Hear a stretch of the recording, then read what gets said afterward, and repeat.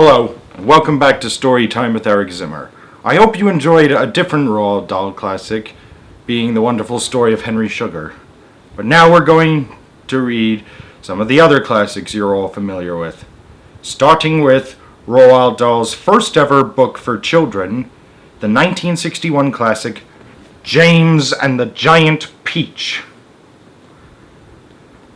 Do I even need to say how timeless this story is, or what great fun it includes?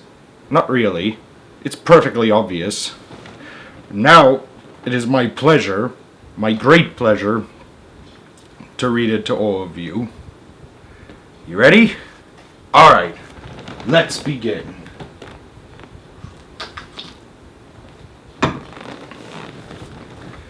Chapter 1. Until he was 4 years old, James Henry Trotter had had a happy life. He lived peacefully with his mother and father in a beautiful house beside the sea. There were always plenty of other children for him to play with, and there was the sandy beach for him to run about on and the ocean to paddle in. It was the perfect life for a small boy. Then, one day, James's mother and father went to London to do some shopping, and there a terrible thing happened. Both of them suddenly got eaten up, in full daylight, mind you, and on a crowded street, by an enormous, angry rhinoceros which had escaped from the London Zoo. Now this, as you can well imagine, was a rather nasty experience for two such gentle parents, but in the long run it was far nastier for James than it was for them. Their troubles, if they had any at all, were over in a jiffy. They were dead and gone in 35 seconds flat. But poor James's troubles, on the other hand, were just beginning, for he was still very much alive, and all at once he found himself all alone and frightened in a vast, unfriendly world. The lovely house by the seaside had to be sold immediately, and the little boy, carrying nothing but a suitcase containing nothing but a pair of pajamas and a toothbrush, was sent away to live with his two aunts. Their names were Aunt Sponge and Aunt Spiker, and I am sorry to say... Who names their children that? And I am sorry to say they were both really horrible people. They were selfish and lazy and cruel, and right from the beginning they started beating poor James for almost no reason at all. They never called him by his real name, but always referred to him as, "You disgusting little beast," or "You filthy nuisance," or "You miserable creature." And they certainly never gave him any toys to play with or any picture books to look at. His room was as bare as a prison cell. They lived, Aunt Sponge, Aunt Spiker, and now James as well, in a queer ramshackle house on the top of a high hill in the south of England. The hill was so high that from almost anywhere in the garden James could look down and see for miles and miles across a marvelous landscape of woods and fields. And on a very clear day, if he looked in the right direction, he could see a tiny gray dot far away on the horizon, which was the house that he used to live in with his beloved mother and father. Just beyond that, he could see the ocean itself, a long, thin streak of blackish blue, like a line of ink beneath the rim of the sky. But James was never allowed to go down off the top of that hill. Neither Aunt Sponge nor Aunt Spiker could ever be bothered to take him out herself.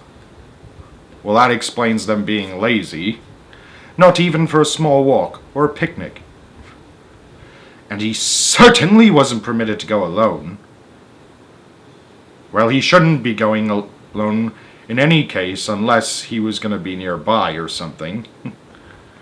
"The nasty little beast will only get into mischief if he goes out to the garden," Aunt Spiker had said, and terrible punishments were promised him, such as being locked up in the cellar with the rats for a week if he even so much as dared to climb over the fence. Well, that explains them being cruel. The garden, which covered the whole of the top of the hill, was large and desolate, and the only tree in the entire place, apart from a clump of dirty old laurel bushes at the far end, there was an ancient peach tree that never gave any peaches. There was no swing, no seesaw, no sandpit, and no other children were ever invited to come up the hill to play with poor James. There wasn't so much as a dog or a cat around to keep him company, and as time went on, he became sadder and more lonely, and he used to spend hours every day standing at the bottom of the garden, gazing wistfully at the lovely but forbidden world of woods and fields and ocean that was spread out below him like a magic carpet.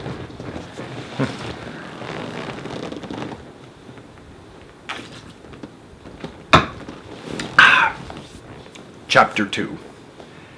After James Henry Trotter had been living with his aunts for 3 whole years, that would make him 7, there came a morning when something rather peculiar happened to him.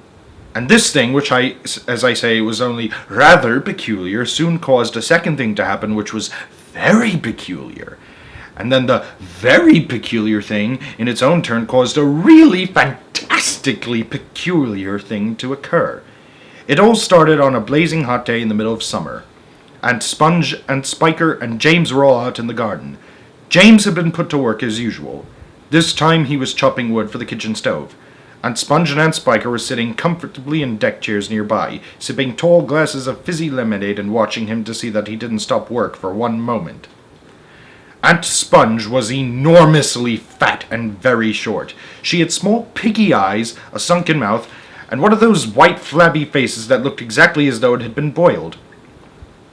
She was like a great white soggy overboiled cabbage. And Spiker, on the other hand, was lean and tall and bony. That would make them complete polar opposites. Appearance-wise, of course. And she wore steel-rimmed spectacles that fixed to the end of her nose with a clip. She had a screeching voice and long, wet, narrow lips, and whenever she got angry or excited, little flecks of spit would come shooting out of her mouth as she talked. And there they sat, these 2 ghastly hags, sipping their drinks, and every now and again screaming at James to chop faster and faster. They also talked about themselves, each one saying how beautiful she thought she was. I, for one, beg to differ. Aunt Sponge had a long-handled mirror on her lap, and she kept picking it up and gazing at her own hideous face. There's the mirror. I can see it. I look and smell, Aunt Sponge declared, as lovely as a rose. Just feast your eyes upon my face. Observe my shapely nose.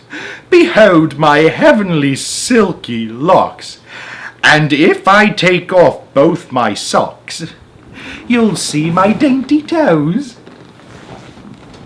But don't forget, my dearest Sponge, Aunt Spiker cried, how much your tummy shows.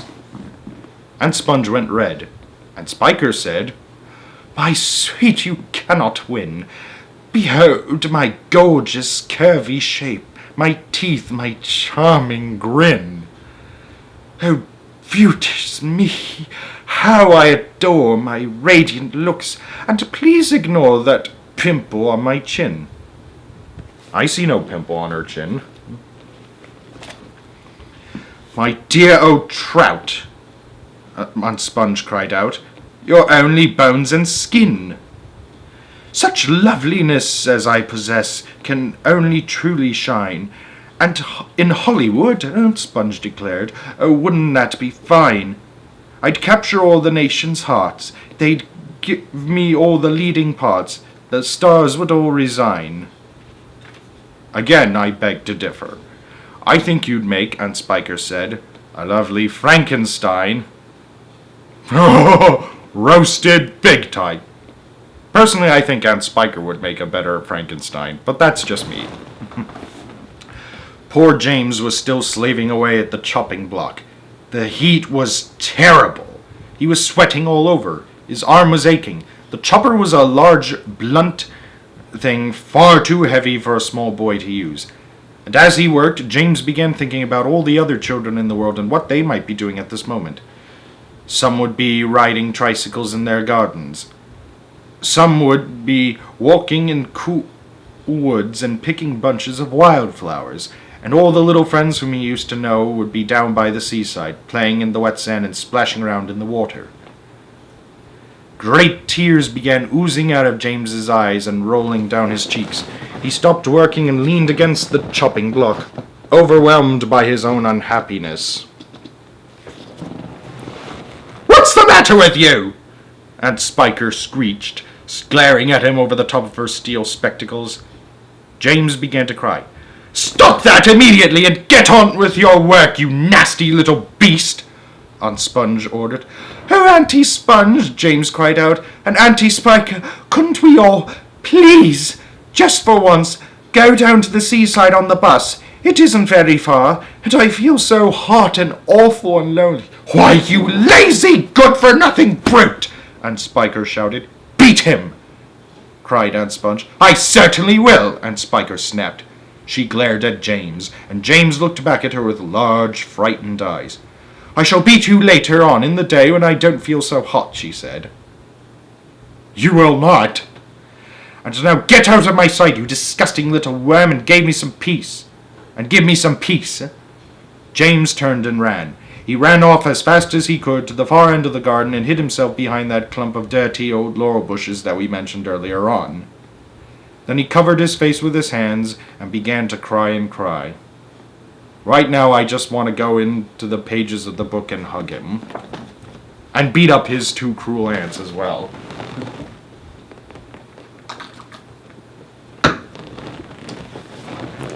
Chapter 3.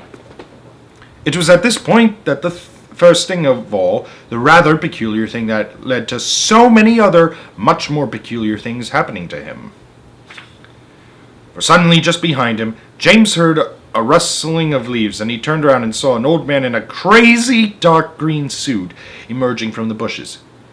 He was a very small old man, but he had a huge bald head and a face that was covered all over with bristly black whiskers. He stopped when he was about 3 yards away, and he stood there leaning on a stick and staring hard at James. When he spoke, his voice was very slow and creaky. "Come closer to me, little boy," he said, beckoning to James with a finger. Come right up close to me, and I will show you something wonderful." James was too frightened to move. The old man hobbled a step or two nearer, and he put a hand into the pocket of his jacket and took out a small white paper bag.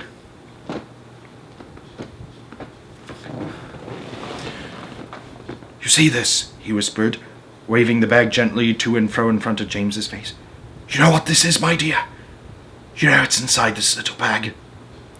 And he came nearer still, leaning forwards and pushing his face so close to James that James could feel breath blowing on his cheeks.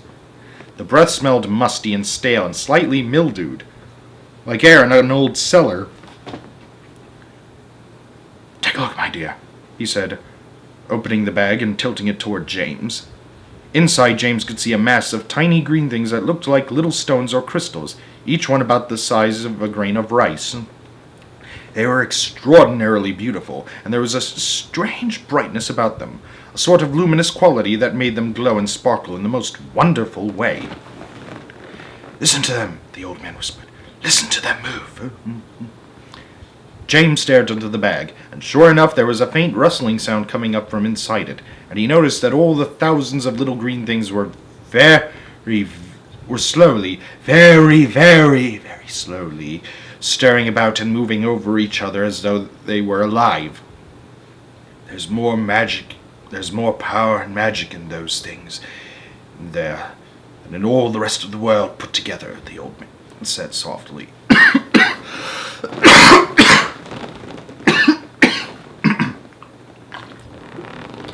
Sorry.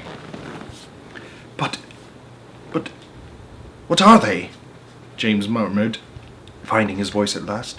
"Where do they come from?" "Ah," the old man whispered. "You'd never guess that."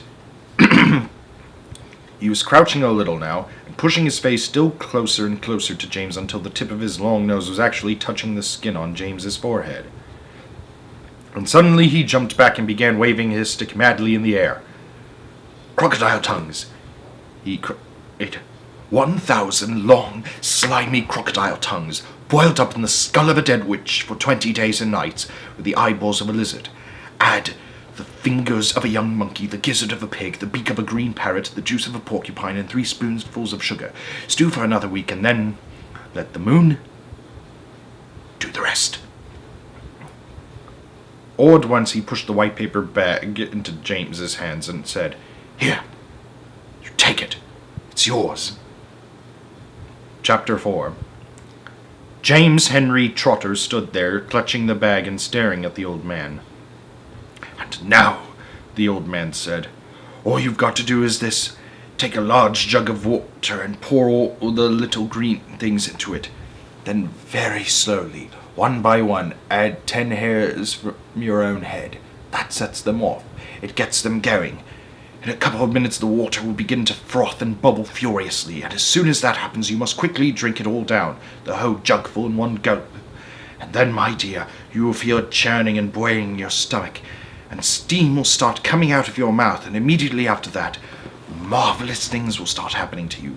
Fabulous, unbelievable things, and you will never be miserable again in your life. Because you are miserable, aren't you?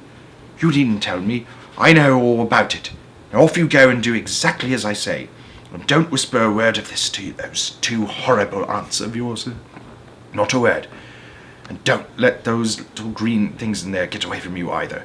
Because if they do escape, then they will be working their magic upon somebody else instead of upon you. And that isn't what you want at all, is it, my dear? Whoever or whatever they meet first, be it a bug, insect, animal, or tree, that will be the one who gets the full power of their magic. So hold the bag tight. Don't tear the paper. Off you go. Hurry up. Don't wait. Now's the time. Hurry." With that, the old man turned away and disappeared into the bushes. Well, in the 1996 movie, the old man, played by the late great Pete Postwaite, turned out to also be the narrator of the film, as he appeared again at the very end. But that's another story. Chapter 5. The next moment, James was running back towards the house as fast as he could. He would do it all in the kitchen, he told himself, if only he could get in there without Aunt Sponge and Aunt Spiker seeing him. He was terribly excited. He flew through the long grass and the stinging nettles, not caring whether he got stung or not on his bare knees, and in the distance he could see Aunt Sponge and Aunt Spiker sitting in their chairs with their backs toward him. He swerved away from them so as to go around to the other side of the house. But then suddenly, just as he was passing underneath the old peach tree that stood in the middle of the garden, his foot slipped and he fell flat on his face in the grass.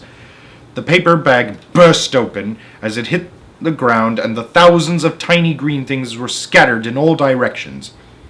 James immediately picked himself up onto his hands and knees and started searching around for his precious treasures. Look at his epic face. His eyes went wide. But what was this? They were all sinking into the soil. He could actually see them wriggling and twisting as they burrowed their way downward into the hard earth. And at once he reached out a hand to pick some of them up before it was too late, but they disappeared right under his fingers. He went after some others, and the same thing happened. He began scrabbling around frantically in an effort to catch hold of those that were left, but they were too quick for him. Excuse me. Each time the tips of his fingers were just about to touch them, they vanished into the earth. And soon, in the space of only a few seconds, every single one of them had gone. James felt like crying. He would never get them back now. They were lost. Lost forever. But where had they gone to? And why in the world had they been so eager to push down to the earth like that? What were they after? There was nothing down there. Nothing except the roots of the old peach tree, and a whole lot of earthworms and centipedes and insects living in the soil. But what was it that the old man had said? Whoever or whatever they meet first, be it a bug, insect, animal, or tree, that will be the one who gets the full power of their magic. Good heavens, thought James. What is it going to happen in that case, if they do meet an earthworm, or a centipede, or a spider? And what if they do go into the roots of the peach tree?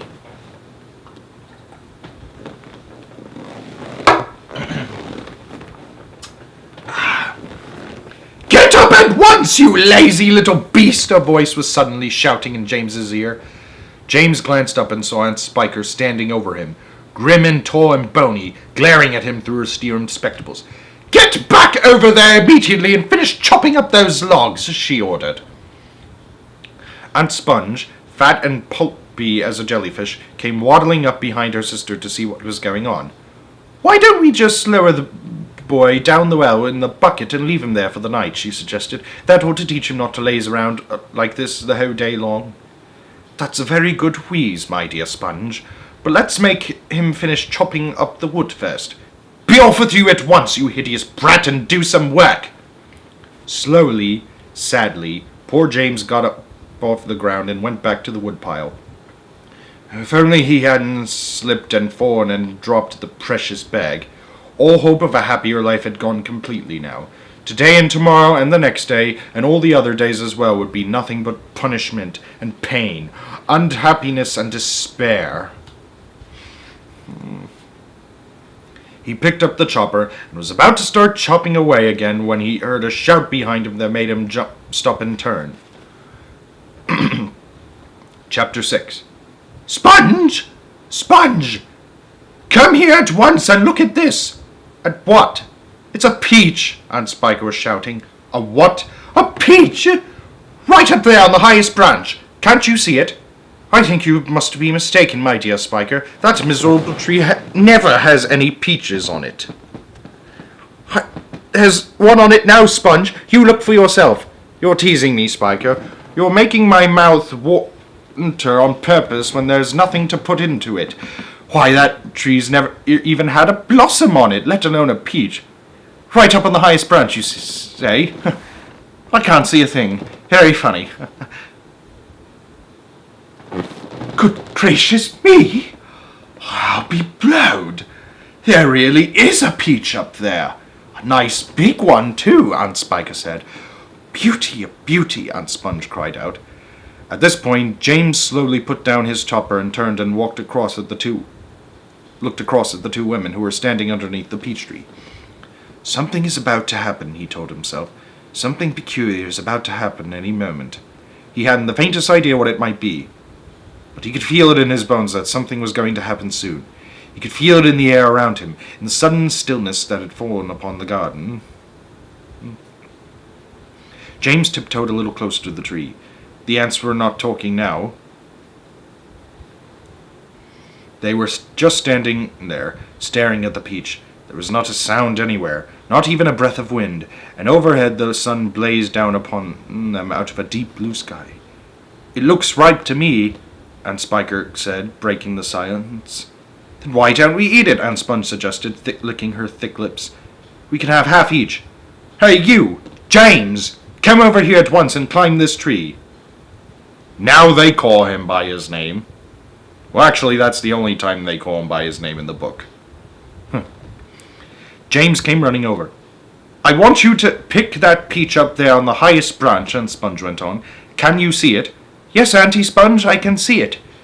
And don't you dare to eat any of it yourself. Aunt Sponge, your Aunt Spiker and I are going to have half of it, to have it between us here now. Half each. Get on with you. Up you go.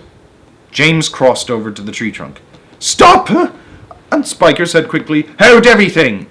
She was staring up into the branches with her mouth wide open and her eyes bulging as though she had seen a ghost. Look! She cried. Look! Sponge, look! What's the matter with you? Aunt Sponge demanded. It's growing, Aunt Spiker cried. It's getting bigger and bigger. What is? The peach, of course. You're joking. Well, look for yourself. But, my dear Spiker, that's perfectly ridiculous. That's impossible. That's... Wait just a minute. No, that can't be right. Yes, great Scott, the thing really is growing. It's nearly twice as big already, Aunt Spiker shouted. It can't be true. It is true. It must be a miracle. Watch it, watch it. I am watching it. Great heavens alive, Aunt Spiker yelled. I can actually see the thing bulging and swelling before my very eyes.